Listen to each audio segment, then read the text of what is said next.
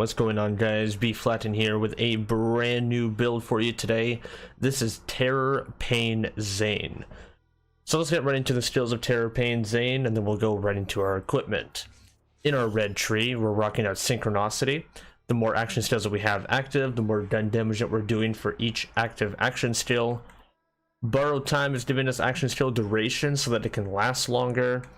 We have Donnybrook maxed out because of our class mod at 10 out of 5. We get gun damage and health regen whenever Zane kills an enemy. It stacks twice, so you can get even more gun damage out of it. Duct tape mod, whenever we have the first fired shot from our gun, we have a chance to fire a grenade as well. The cooldown time is very short on it, and we can use this pretty efficiently. Quick breather, we get whenever we swap with our clone, we gain a recharge of shields and also restores health to the clone so it can have more survivability. We're also using which one's real, so whenever we swap with the clone, there's more distraction that goes to the clone instead of targeting us. I'm also using this skill as well. I can't really pronounce the name, but whenever the clone takes damage, Zane's shield is restored by a portion of that damage by 100%. More survivability. Clone stays active. Lots of damage comes from that. We have Old You. Whenever we go into fight for our life and our clone is active, we can restore and we can heal ourselves instantly. Supersonic Man, whenever Zane has more action skills, one or more, you get increased movement speed for each active action skill, 24% at 2. Boom Enhance, whenever we summon Digiclone, we consume nades for gun damage, HP, fire rate, reload speed, and duration of the Digiclone. This thing is fantastic. This makes it so that our clone can do tons and tons of damage very quickly. And then Double Barrel, of course, so that we give a gun to our clone. Giving our gun our clone will make it so that he doesn't have a basic Hyperion weapon. I think it's Hyperion at least. But being able to give our clone one of our guns will make him benefit even more. Blue skill tree, pretty standard. We have violent speed, violent momentum. The more speed that we have, the more damage that we're doing. Every time we kill an enemy, we have the 30% move speed, but it stacks twice for 60%. Violent momentum, every time we have movement, default walk speed is 20% damage. 1 to salvation, because that's all we really need. Drone delivery has a free grenade that drops every 15 seconds. I use Cool Hand 4 out of 5 because this is where just the remaining points that I had were left. We get increased reload speed, and it also stacks twice. Reload speed is very, very nice in this build. Death follows close, so we get kill skills, increased effect and duration. Very, very good. Violent Violence for fire rate. This is super important for the build, and I'll show you why in just a second. Playing Dirty, we have a couple points into here for extra projectiles. And Good Misfortune for the action skill duration. We're also using Clone with this build, Clone and Drone. So we have Bad Dose. We occasionally shoot out a beam of radiation that weakens enemies and buffs us. We get movement speed and fire rate increased, and the debuff is movement speed and attack speed are lowered. We also have Winter's Drone. Now, Winter's Drone is really, really good because we have our damage switch into Cryo, and this Cryo damage can actually freeze enemies, which is going to be the primary source of what we're doing here. You could also use Static Field for sending out shock beams to replenish your shield if you need it for survivability, but the freezing with Winter Drone gives us the crowd control that we need, and it also gives us increased damage with some of our loadout. And just some extra skills in here. We have Adrenaline for action skill cooldown rate in case we lose any of our skills for some reason. And Brain Freeze 5 out of 5 because whenever we score a crit, we have a chance to slow an enemy up until they get frozen. Frozen is super important with this build as well. Into our loadout, we have our Light Shell with Corrosion and Sentinel Cryo. I use this mostly for robots, especially Wotan, because Wotan is annoying and I need all the corrosion damage possible, and he's also resistant to cryo damage, so having some source of corrosion on him is very nice.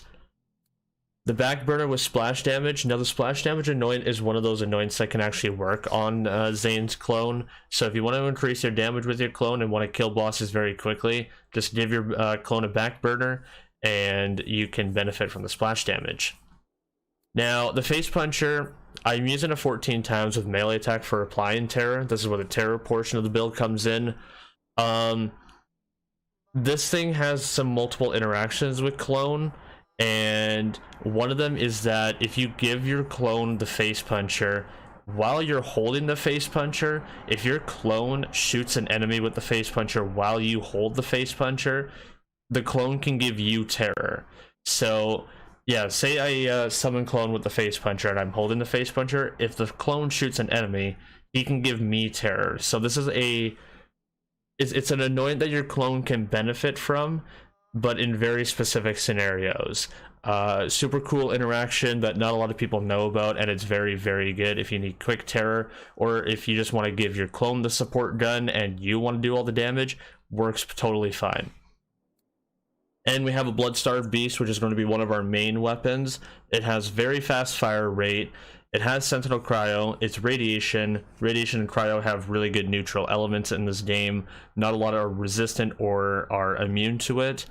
And it has very fast fire rate, like I said, which works well with our blue skill, which is Violent Violence. This can go up to 46% extra fire rate, and we can also get extra projectiles out of it.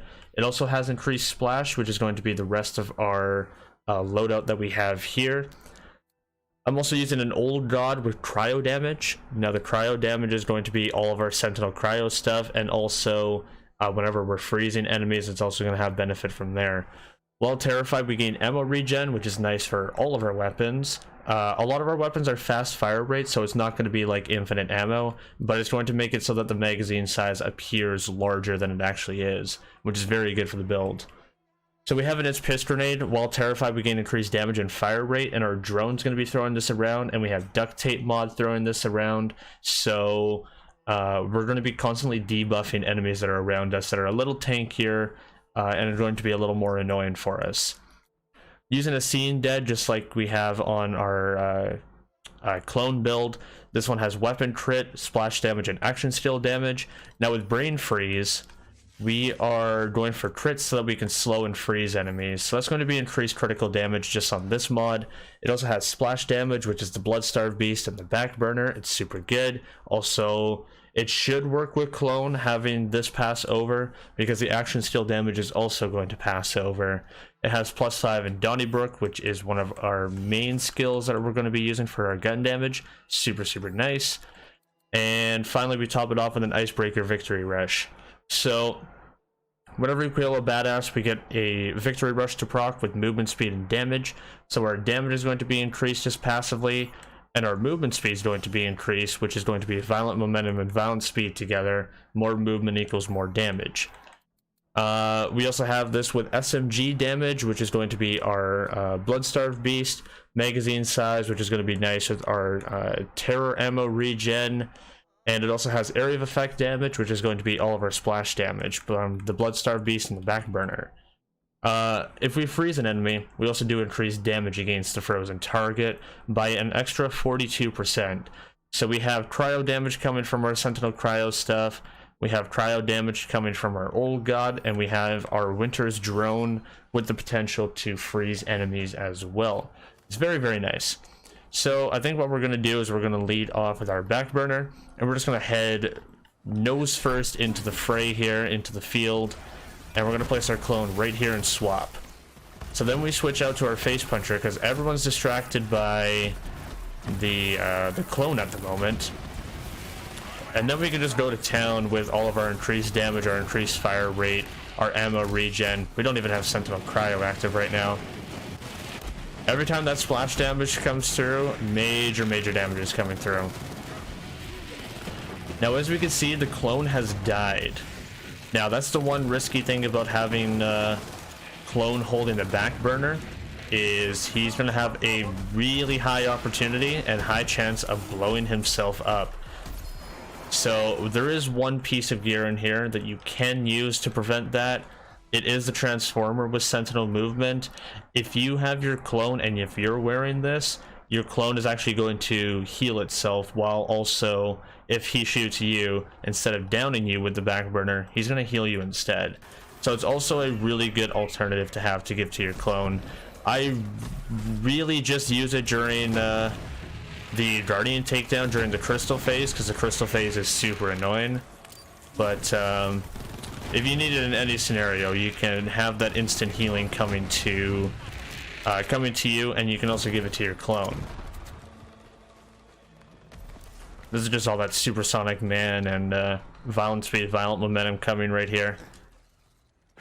Super duper fast. We swap over. We get some healing, as you can see. Clone is doing his thing now. We can go join clone while he's already picking apart the field over here. We're gonna lead with our face puncher because we need some terror. Terror gives us that ammo regen and that damage and fire rate. It's pretty support heavy, but it's also DPS heavy at the same time.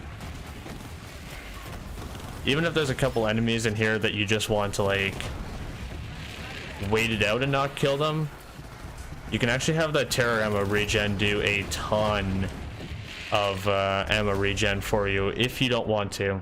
Okay, so we have old you. We can just pop our clone and instant revive.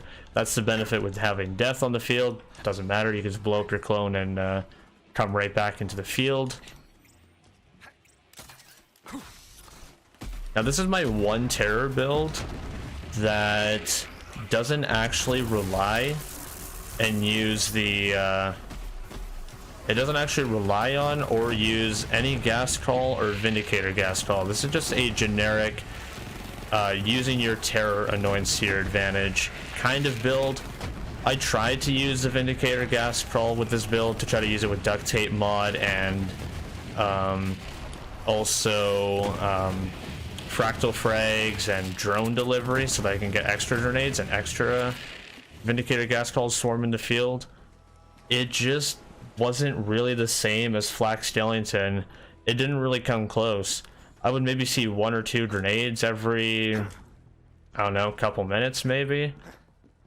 I noticed that it wasn't really worthwhile to invest all those points into the just specking out for the ghast call. Wasn't really worthwhile. Okay, so our clone has the face puncher in his hand. I'm also going to hold the face puncher. You see how I have terror stacks now all of a sudden? That is the clone shooting the wretch over there while I hold the face puncher, and he's giving me terror stacks. So while I'm here, I can just come in with my super boosted terror fire rate and damage and everything like that. Bloodstarved beast, and we can just kind of clean house. He got frozen, so he takes increased damage.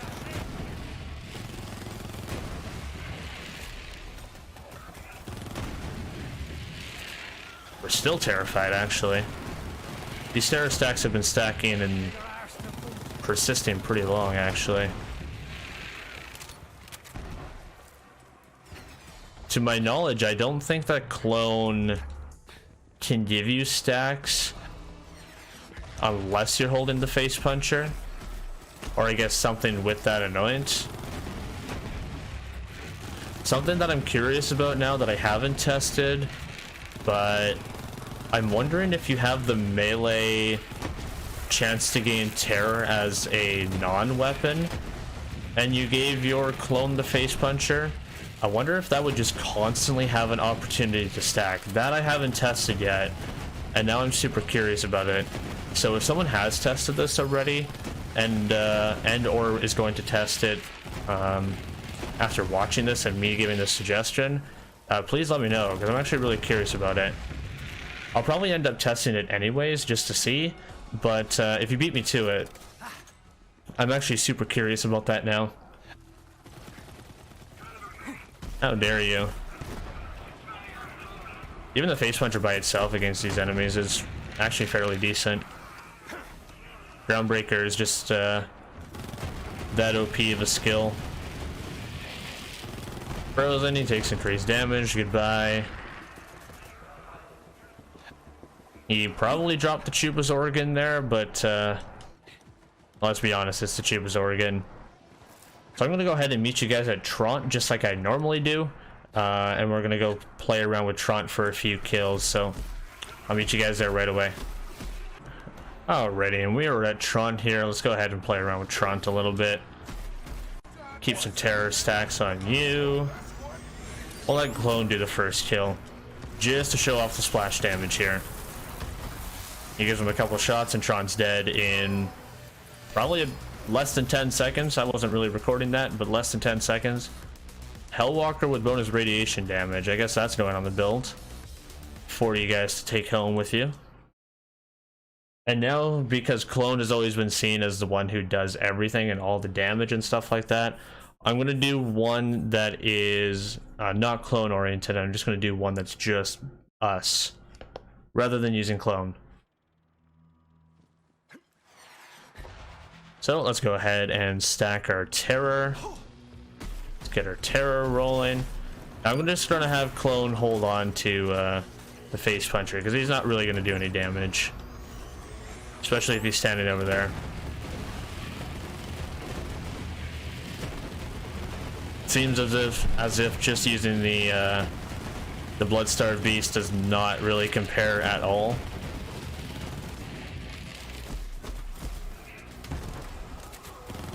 Of course, with the whole buff that came to Clone, Clone is going to be doing far more damage to every single enemy and boss in comparison to us. It's just how they decided to give Clone his damage. We'll do one more this time, but we'll see just how fast we can kill Trant. I have a fun idea in mind. I think we're gonna do backburner combo. What we're gonna do is I'm gonna start with the Face Puncher. I'm gonna get Clone out. We'll get some damage rolling. I mean some Terror rolling. Terror might as well mean damage though. Summon Clone with the backburner. I have the backburner. And we both kind of just melt them. Most bosses will go down fairly quickly. There is a few other things in here. Light Show, that's Shock with Sentinel Cryo in case you need it. Just a few presents, some Urad, Blood-Starved Beasts, and another Radiation with Sentinel Cryo. A few flippers if that's your fancy. Chaos, haven't really tested that yet. Sickle, both Shock. The Hellwalkers that we just picked up, there's also a increased damage and fire rate Hellwalker if that's your fancy. A couple back burners of Splash Flavor. Plague Bearer with Splash Flavor in case you want to do some mobbing with that. The Transformer that I was telling you about, you have the Sentinel Cryo, or the Sentinel Movement Speed, and you get the Shock Immunity, plus you can also heal. So having a back burner or Plague Bearer with that is going to be very, very nice. There's also a Sandhawk in here with Sentinel Cryo. You can give this to your Clone and he can just absolutely melt with it. A bunch of little presents and toys in here that you can play around with, but this is the main portion of the build. I think we're going to call it here though, friends. Thank you all so much for watching the video. My name is Bflattened. I'm signing on out of here. Take care all. Laters.